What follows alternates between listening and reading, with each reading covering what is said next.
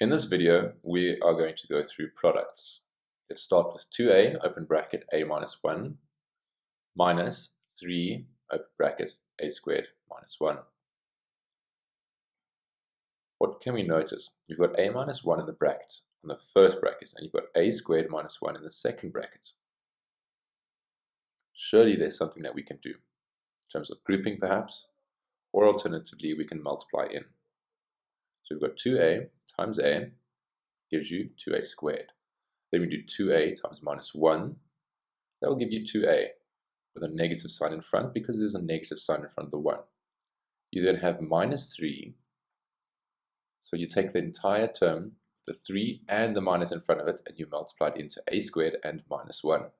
So minus 3 times a squared is minus 3a squared, and a minus 3 times minus 1 becomes a plus 3, because a negative times a negative makes a positive.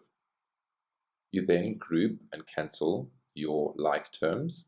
So you have 2 minus 3 makes minus 1. You don't have to write the 1, but then you just write minus a squared. You then have minus 2a plus the 3. And that is your answer. Easy game.